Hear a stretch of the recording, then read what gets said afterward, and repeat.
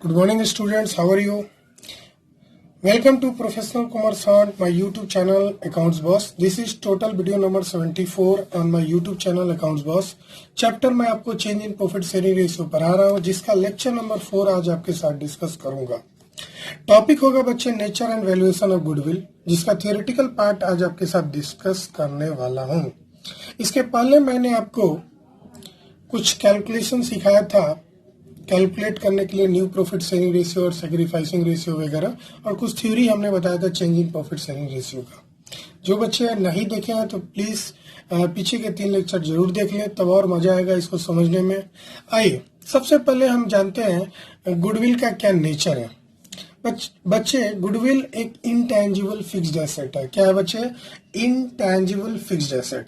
2 तरह का fixed asset होता है बच्चे, टेंजिबल और intangible. Tangible fixed assets are those assets which have physical existence, मतलब they can be seen, they can be touched. Example, land ले लो, बिल्डिंग ले लो, प्लांट ले लो, मशीनरी ले लो। ये सारे एसेट्स को हम टच कर सकते हैं, छू सकते हैं, देख सकते हैं, इसका फिजिकल एग्जिस्टेंस है, इसीलिए उसे बोला जाता है टेंजिबल फिक्स्ड एसेट्स। और एक होता है बच्चे इनटेंजिबल फिक्स्ड एसेट्स, वो एसेट्स मतलब which do not have any physical existence, मतलब they can not be seen, they can not be touched. Example, goodwill, patent, trademark, these are examples of intangible assets. उसमें से goodwill जो है वो भी एक इंटेंजिबल फिक्स्ड एसेट है। ये क्या करता है बच्चा, किसी एक ऑर्गेनाइजेशन को बिना किसी एक्स्ट्रा एफर्ट लगाए ज्यादा पैसा, ज्यादा प्रॉफिट कमाने में मदद करता है। ठीक है बच्चा, गुडविल अगर किसी फर्म का अच्छा है तो वो बिना किसी एक्स्ट्रा मेहनत के ज्यादा पैसे कमाएगा कंपैरेटिव टू दूसरे ऑर्गेनाइजेशन, दूसरे फर्म। क्यों ये ज्यादा कमाएगा? क्योंकि उसके जो ये एंटरप्राइज है ना, वो पास्ट में बहुत सारा एफर्ट्स लगा चुका है।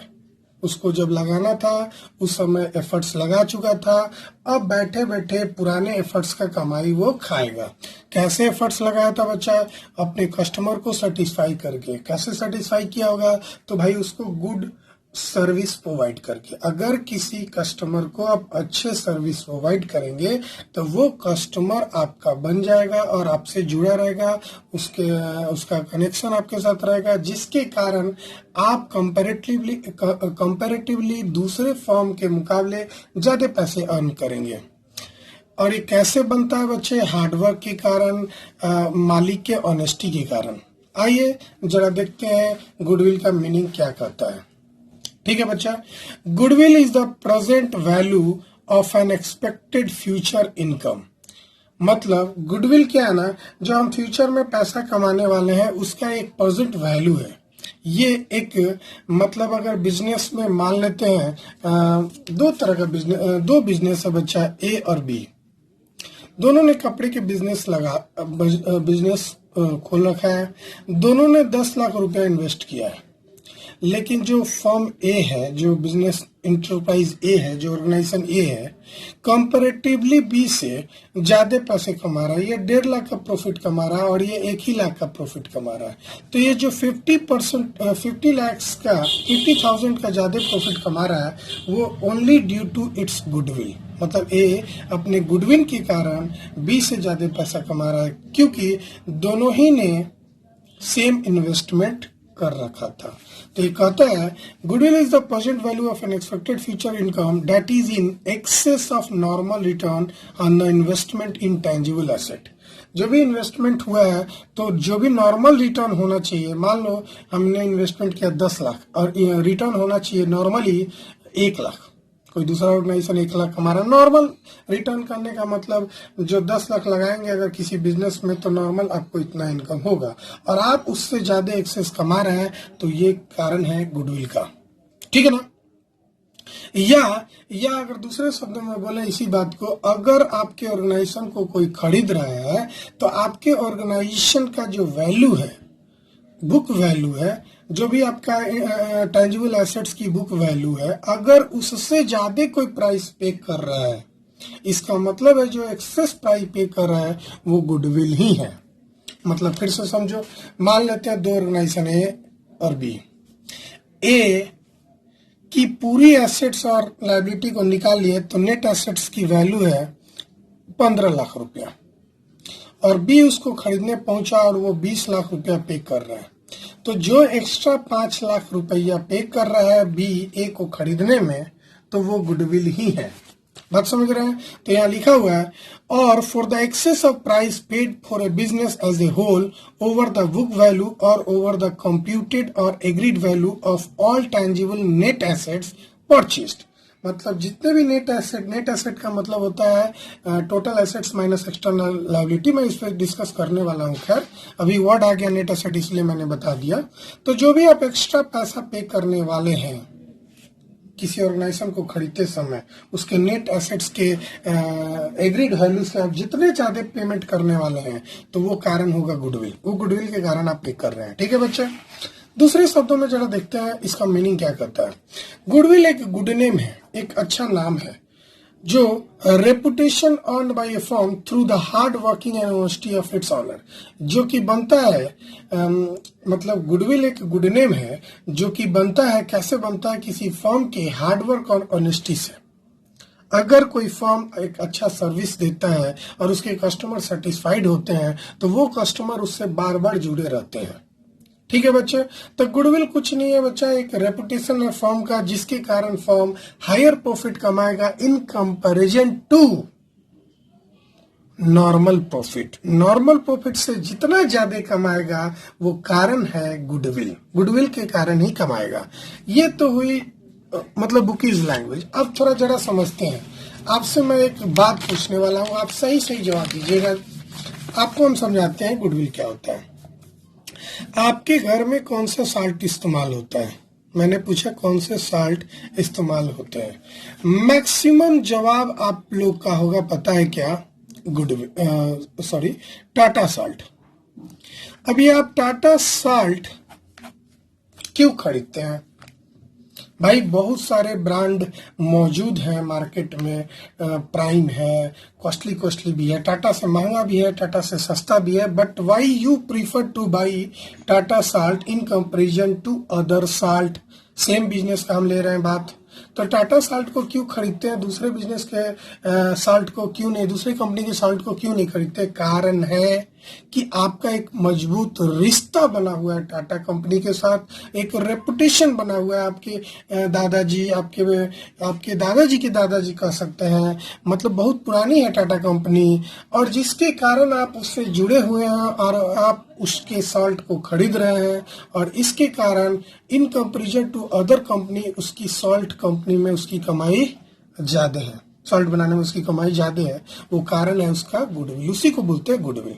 गुडविल का मतलब ही होता है मतलब गुड नेम, जो कि ऑनेस्टी, ईमानदारी से बनाया जाता है, एक सेटिस्फैक्शन, कस्टमर को सेटिस्फाई करके बनाया जाता है। बात समझ में आ गया कि गुडविल क्या है? खैर बातें क्लियर हो गई तो आगे बढ़ते हैं, थोड़ा डिफिनीशन पे आते हैं। तो गुडविल कुछ नहीं बता, एकदम समझ लो गुडविल का। मेरे को थ्योरेटिकल पढ़ाना इसलिए जरूरी हो गया कि अभी एग्जाम का थोड़ा सा पैटर्न थोड़ा चेंज हुआ है। मैं भी थोड़ा सा थ्योरेटिकल आपसे पूछे, थोड़ा 1-2 नंबर का, 1 नंबर का सिंगल मार्क्स वाला भी क्वेश्चन जरा पूछ ले घुमा फिरा के थ्योरेटिकल में, तो हम चाहते हैं कि आप बता दें, इसीलिए मैं थ्योरेटिकल पार्ट को भी अब शेयर करने वाला हूँ डिटेल में, घबराने की जरूरत नहीं है। तो गुडविल का मतलब आप समझ गए होंगे, गुड नेम। ठीक है, जैसे कि एक और एग्जांपल हम आपको देते हैं। आपके गली में एक, मान लो एक रोड है, आपका गली है, मान लो ये गली है आपका, इस गली में 2 ठो किराना दुकान है। एक का नाम है राम जी किराना दुकान, और दूसरा का नाम है श्याम जी किराना दुकान। बात समझ रहे हैं?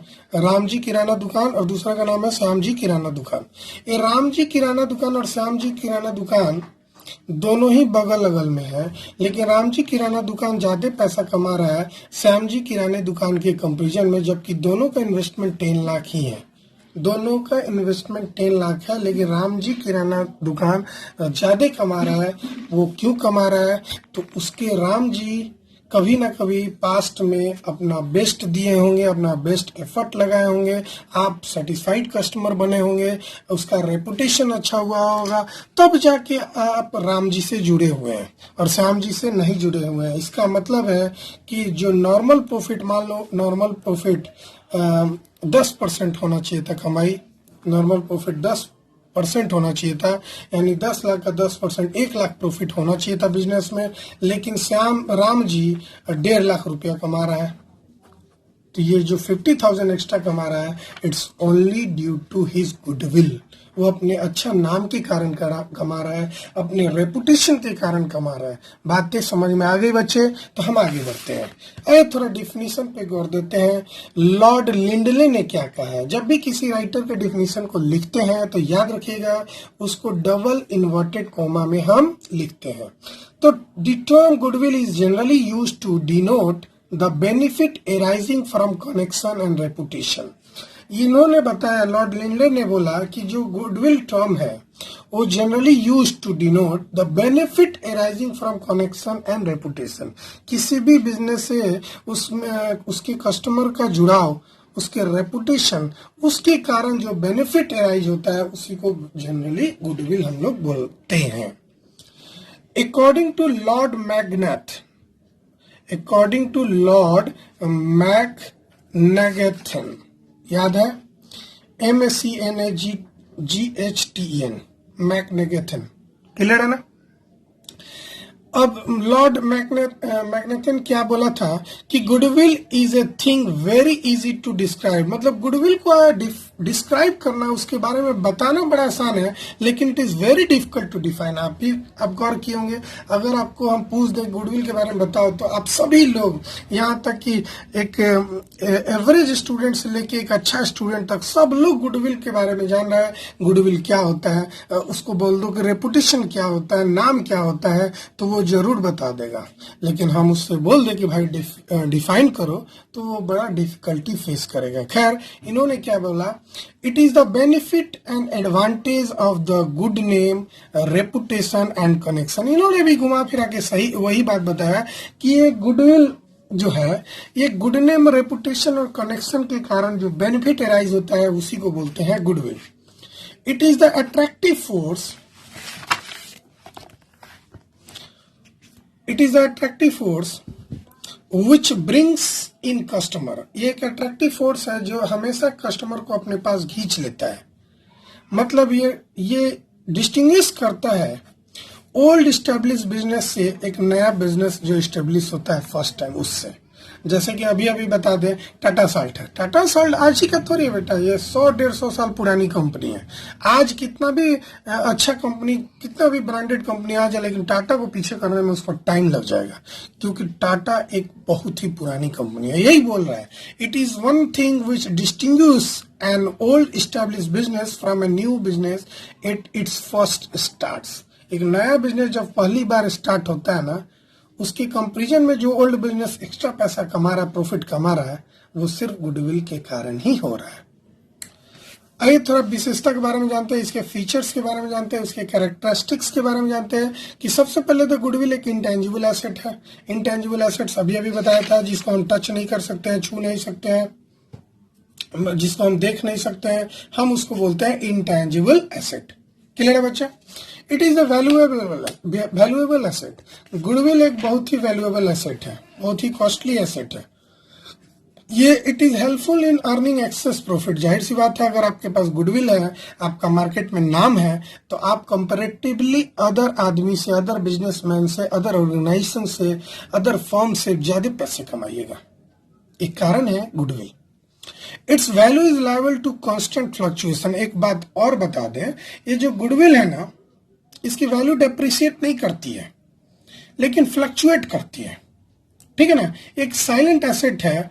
अगर मान लो कि प्रॉफिट ज्यादा हो रहा है, सुपर प्रॉफिट हो रहा है, गुडविल हो रहा है, लेकिन जैसे ही मान लो अर्निंग तुम्हारा कम हो गया तो गुडविल भी कम हो जाएगा। ये मतलब फ्लक्चुएट करता है, डिपेंड्स करता है प्रॉफिट के ऊपर। ठीक है? दूसरी बात, it is difficult to place an exact value of goodwill. Goodwill का एग्जैक्ट वैल्यू निकालना बहुत ही डिफिकल्ट है। मतलब ये डिपेंड करता है वैल्यूअर पे, कैसा वैल्यूअर है। वैल्यूअर किसको बोलते हैं? जो बिजनेस के वैल्यू को निकालता है, उसके एसेट्स, उसके लायबिलिटी का वैल्यूएशन लगाता है, उस व्यक्ति को बोलते हैं वैल्यूअर। हाँ बच्चा, एक बात और इम्पोर्टेंट बात हम आपको यहाँ बता दें, वैल्यूअर का कोर्स होता है। ठीक है ना। सीए वगैरह जैसे कोर्स होता है उसी तरह वैल्यूअर का कोर्स होता है। मार्केट में बहुत डिमांडिंग है ये, और ये बहुत ही मतलब इसकी सैलरी बहुत अट्रैक्टिव है, लेकिन ये बहुत ही डिफिकल्ट है जरा। खैर हम इसके बारे में बाद में बताएंगे वैल्यूअर के बारे में। तो मैं आपको बता दूं, वैल्यूअर के ऊपर डिपेंड करता है वो कैसे गुडविल को कैलकुलेट कर रहा है, कौन आदमी निकाल रहा है, कौन सा वैल्यूअर। ठीक है, बात समझ रहे हो ना हम क्या कहना चाह रहे हैं। ठीक है। दूसरा, क्यों जरूरी है गुडविल को कैलकुलेट करना, वैल्यू निकालना। क्यों जरूरी है गुडविल को कैलकुलेट करना? सबसे पहले, when there is change in profit sharing ratio, अगर प्रॉफिट शेयरिंग रेशियो में बदलाव होता है तो गुडविल को निकालना पड़ता है। जब कोई बिजनेस में नया पार्टनर एडमिट होता है तब गुडविल निकालना पड़ता है। अगर कोई बिजनेस से फर्म पार्टनर रिटायर करता है या किसी की मृत्यु हो जाती है तब गुडविल निकालना पड़ता है। चाहे मान लो अगर पार्टनरशिप फर्म सेल हो रहा है, लेकिन गोइंग कंसर्न की तरह, ऐसा नहीं कि सेल हुआ और बंद हो गया, वो सेल हो रहा है और चलते रहेगा, तो उसके कारण भी गुडविल का कैलकुलेशन करना पड़ता है। भाई बिजनेस सेल होगा तो हम गुडविल का कैलकुलेशन करेंगे ना। ठीक है।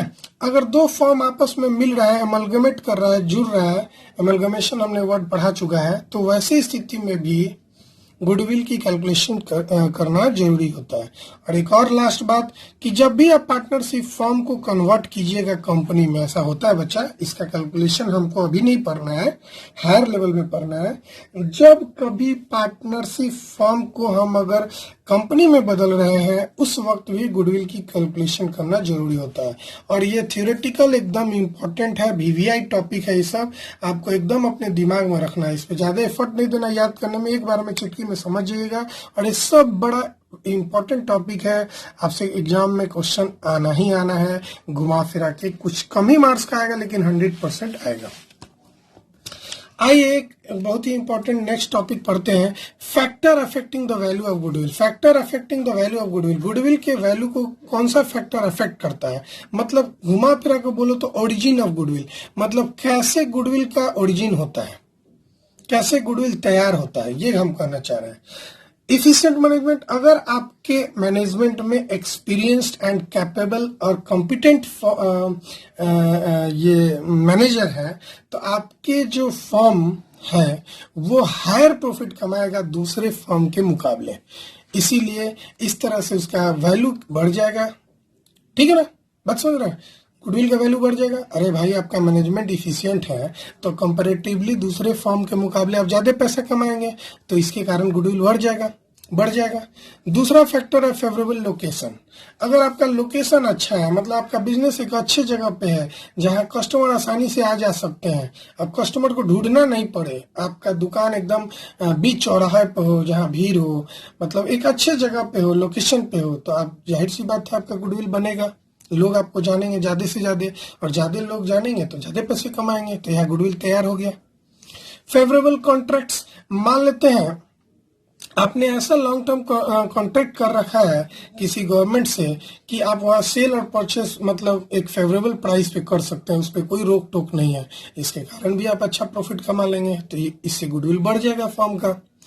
फिर लॉन्गर स्टेब्लिशमेंट ऑफ बिजनेस, अब जितना ज्यादा पुराना आपका बिजनेस होगा उतना ही ज्यादा आप प्रॉफिट कमाइएगा, है ना, क्योंकि जितना ज्यादा पुराना होगा आपके बिजनेस से बहुत ज्यादा कस्टमर जुड़ेंगे, और जितना ज्यादा कस्टमर जुड़ेंगे आपकी प्रॉफिट बढ़ेगी।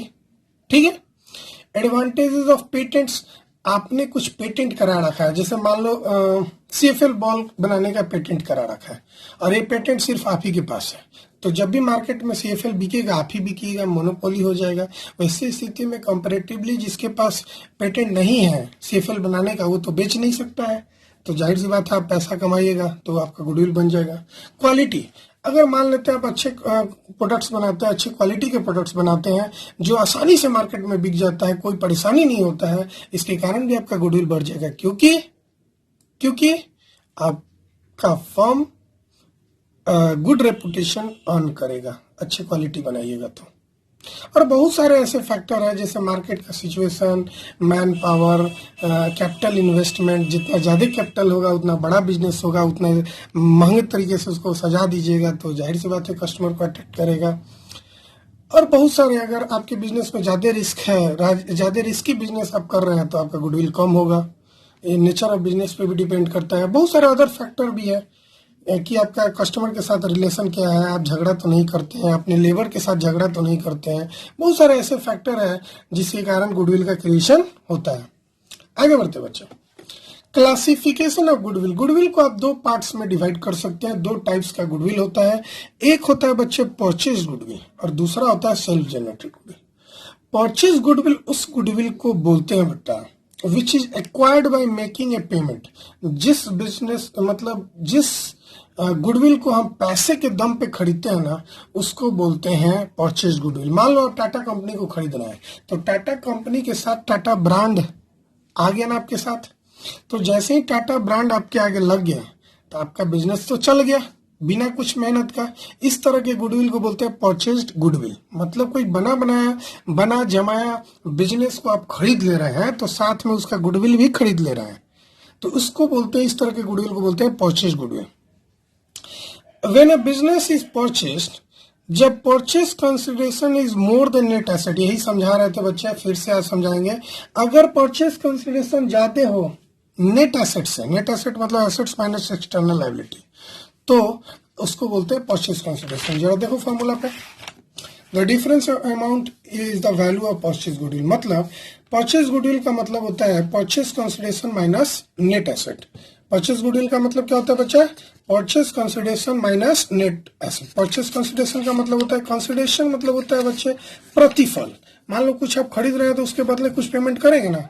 मान लेते हैं suppose that example, X limited, जरा देखिएगा, X limited purchased Y limited. एक एक्स लिमिटेड है, वाई लिमिटेड को खरीद लिया, ठीक है, for a net consideration of rupees 10 lakhs, ठीक है। बात समझ रहा? कितना में परचेस किया, कौन खरीद लिया? एक्स लिमिटेड खरीद लिया। किसको खरीद लिया? वाई लिमिटेड को खरीद लिया। X limited purchased Y limited या purchases Y limited for a net consideration of 10 lakhs। कितने में खरीद लिया बच्चा? 10 लाख रुपया में खरीद लिया, ठीक है ना। बात समझ रहे हैं? Assets acquired were valued at rupees 20 lakhs। जो अपने एसेट्स खरीदा उसकी वैल्यू थी 20 lakhs। एंड आप एसेट्स ही थोड़ी खरीदेंगे, अगर किसी बिजनेस को खरीदेंगे तो एसेट्स के साथ उसका लायबिलिटी भी ले लेंगे ना। Taken over were of rupees 12 lakhs। भाई किसी के बिजनेस को आप खरीदेंगे तो एसेट के साथ साथ उसकी लायबिलिटी भी खरीद लेंगे। बात समझ रहे हैं? तो आप परचेज कंसिडरेशन हमको जरा ये गुडविल जरा निकाल के बताइए कि परचेज गुडविल क्या होगा। आइए मेरे साथ निकाला जाए।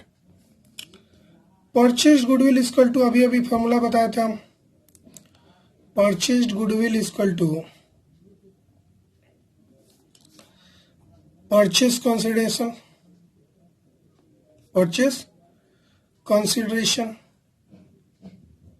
Minus net assets. ये फॉर्मूला है, क्लियर। मतलब जितना ज्यादा पेमेंट करेंगे नेट एसेट्स के कंपैरिजन में, तो आप समझिए कि गुडविल का वैल्यू वही होता है, ठीक है ना। आपने फॉर्म को दिया 10 लाख रुपया, फॉर्म को कितना पे किया? 10 लाख रुपया, ठीक है। और खरीदा उसका क्या? एसेट्स। कितने में एसेट्स खरीदे भाई? 20 लाख का आपने एसेट्स खरीदा, साथ में लायबिलिटी भी खरीद लिया। तो भाई लायबिलिटी को तो आप पेमेंट करेंगे, जो भी पैसा आपको मिला तो लायबिलिटी को तो पेमेंट करना पड़ेगा ना। तो आपने लायबिलिटी का पेमेंट कर दिया उसके 12 लाख। अरे भाई किसी को बिजनेस खरीदोगे ना तो केवल एसेट थोड़ी ना होता है, किसी के बिजनेस में एसेट भी होता है, लायबिलिटी होता है। तो पूरा बिजनेस आप खरीदे हैं तो एसेट भी खरीदे हैं, लायबिलिटी भी खरीदे हैं, तो एसेट्स माइनस लायबिलिटी आपको करना ही पड़ेगा नेट एसेट निकालने के लिए। तो ये हो गया परचेज कंसिडरेशन 10 लाख, ये पहले से गिवन है क्वेश्चन में, और ये निकाल के आया रुपीज 8 लाख। जाहिर सी बात है आपने 2 लाख रुपया एक्स्ट्रा पे किया है, क्यों भाई? तो वो गुडविल के कारण। मतलब उस कंपनी का जो वाई लिमिटेड बिक रहा है, बिकने वाली कंपनी है, उस कंपनी की एसेट्स की वैल्यू 20 लाख थी और लायबिलिटी की वैल्यू 12 लाख थी, जबकि आपने पे किया है उसको 10 लाख रुपया। बात समझ रहा है? एसेट्स की वैल्यू कितनी थी? 20 लाख। लायबिलिटी की वैल्यू कितनी थी? 12 लाख। और आपने पे किया है 10 लाख, यानी जो 2 लाख आपने एक्स्ट्रा पे किया है उसी को हम लोग बोलते हैं बेटा परचेस गुडविल। क्लियर है? फीचर्स क्या होता है परचेस गुडविल का, ये एकदम इंपॉर्टेंट है, वेरी वेरी इंपॉर्टेंट है, जरा याद कर लीजिएगा।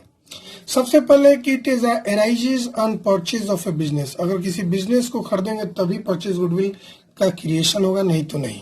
दूसरी बात, और ये इंपॉर्टेंट बात, it is recorded in the books of accounts because consideration is paid for it as per accounting standard 26। Accounting standard 26 intangible assets के लिए होता है। इनटेंजिबल एसेट्स के लिए अकाउंटिंग स्टैंडर्ड 26 लागू होता है, याद रखिएगा बच्चे ये बात। तो परचेज गुडविल को ही बुक्स ऑफ अकाउंट में रिकॉर्ड करेंगे, ये अकाउंटिंग स्टैंडर्ड 26 बोलता है। मतलब वैसा गुडविल जिसके लिए आपने कुछ पेमेंट किया है। भाई आप ट्यूशन पढ़ते हो स्कूल में, तो स्कूल के ट्यूशन फीस भरते हो। अब स्कूल के ट्यूशन फीस भरते हो तो आपको बदले में कंसिडरेशन के रूप में पढ़ाई मिलता है। स्कूल को क्या मिलता है? उसको ट्यूशन फीस मिलता है। तो जाहिर सी बात है यहाँ कंसिडरेशन एक दूसरे को मिला। तो यहाँ भी किसी कंपनी को आप खरीद रहे हैं, वहां आप पेमेंट कर रहे हैं कैश में, मतलब जो भी काइंड में पेमेंट कर रहे हैं, तो कंसिडरेशन दे रहे हैं, तो उसको बोलते हैं परचेज गुडविल। और इस गुडविल का बुक्स ऑफ अकाउंट में रिकॉर्डिंग होगा, ये एज 26 बोलता है। ठीक है। दूसरा बात, इसको बैलेंस शीट के एसेट साइड में दिखाएंगे। कौन सा गुडविल को बैलेंस शीट के एसेट साइड में दिखाएंगे? परचेज गुडविल को। यानी कि अगर कोई बैलेंस शीट में आपको एसेट दिख रहा है तो वो गुडविल परचेज गुडविल है। It is amortised, that is depreciated over its useful economic life, ये भी एज 26 बोलता है। हमने शुरू में ही बोला एज 26 इंटेंजिबल एसेट्स को डील करता है। गुडविल भी डेप्रिसिएट करता है, लेकिन गुडविल डेप्रिसिएट करता है ना, तो उसके लिए एक वर्ड लगाते हैं एमोटाइजेशन। तो जो भी गुडविल का यूजफुल लाइफ है उसके पीरियड में उसको राइट ऑफ कर दिया जाता है, एमोटाइज्ड कर लिया जाता है। दूसरा गुडविल होता है टाइप्स बच्चा सेल्फ जनरेटेड गुडविल। हमने परचेज गुडविल डिस्कस कर दिया है। दूसरा काइंड होता है सेल्फ जनरेटेड गुडविल। अब सेल्फ जनरेटेड गुडविल किसको बोलते हैं? It is not purchase but earn by an efforts of the management. Self generated goodwill उस गुडविल को बोलते हैं जिसको खरीदा नहीं जाता है, मतलब इसके लिए कोई कंसिडरेशन पे नहीं किया जाता है, लेकिन मैनेजमेंट के एफर्ट के कारण इसको अर्न किया जाता है। ये एक इंटरनली जनरेटेड गुडविल है, मतलब खुद से जनरेट हो जाता है। Arises from A number of factor of goodwill. Goodwill के जितने सारे हम लोग फैक्टर है ना, उसके कारण अगर बिजनेस के ये जो फैक्टर आप देख रहे हैं गुडविल के, कहाँ देख रहे थे बच्चे? ये जो गुडविल के आप फैक्टर देख रहे हैं, अगर आपके बिजनेस में सारे फैक्टर्स लागू हो रहा है, इसका मतलब आप बिना किसी के गुडविल को खरीदे अपना खुद का गुडविल जनरेट कर रहे हैं। अरे भाई आपका अच्छा मैनेजमेंट है तो आप गुडविल जनरेट कीजिएगा। आपका बिजनेस अच्छे लोकेशन पे है तो गुडविल जनरेट कीजिएगा। आपका फेवरेबल कॉन्ट्रैक्ट्स है तो भी आप गुडविल जनरेट कीजिएगा। आपका बिजनेस बहुत पुराना है तो भी आप गुडविल जनरेट कीजिएगा। मतलब खुद के मेहनत से जो कमाया हुआ गुडविल है ना, उसी को बोला जाता है बच्चे सेल्फ जनरेटेड गुडविल। क्लियर है ना? अब इसका फीचर्स जरा ध्यान दीजिएगा और कंपैरिजन भी कर लीजिएगा दोनों गुडविल से, चाहे वो परचेज गुडविल हो चाहे सेल्फ जनरेटेड गुडविल हो, दोनों का कंपैरेटिव स्टडी जरूर कीजिएगा।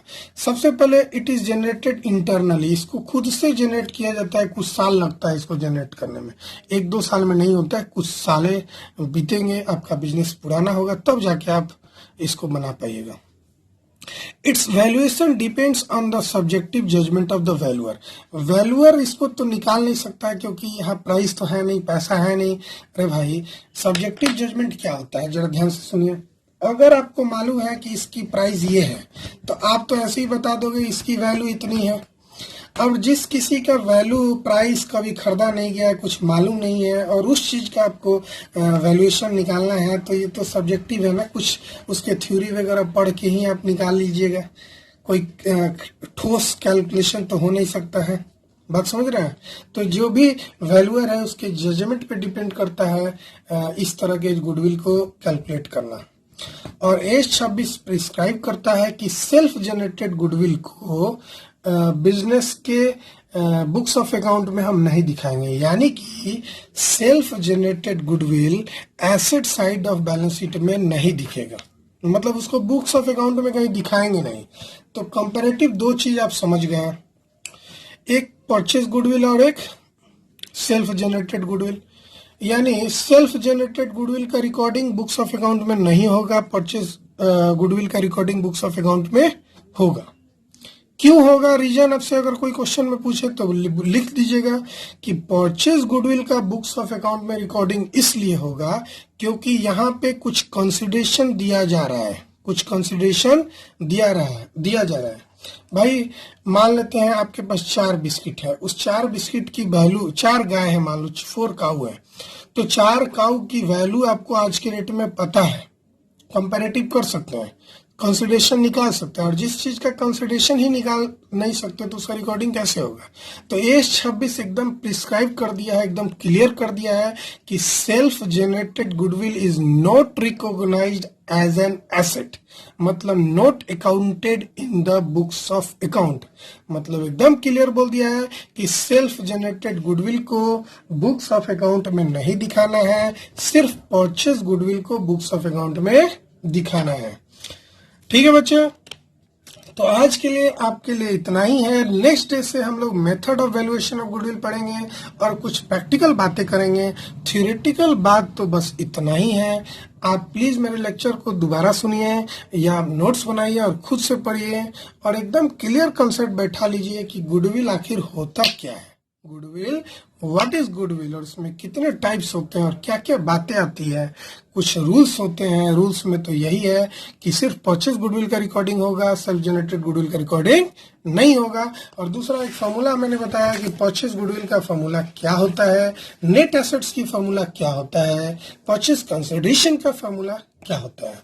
ठीक है बच्चे, तब तक के लिए बाय, फिर मिलते हैं हम लोग नेक्स्ट लेक्चर में। प्लीज मेरे वीडियो को लाइक कीजिए, शेयर कीजिए, कमेंट कीजिए। बहुत लोग कमेंट कर रहे हैं, हमको बहुत खुशी आ रहा है। और लोग बाकी लोग जो कमेंट नहीं कर रहे हैं वो भी कमेंट करें, आप क्वेश्चन पूछे, मैं जवाब देता हूँ, आप मेरे कमेंट बॉक्स में चेक कर सकते हैं। प्लीज लाइक कीजिए, शेयर कीजिए, सब्सक्राइब कीजिए। फिर मिलते हैं आपको अकाउंट्स बॉस चैनल्स में। बाय।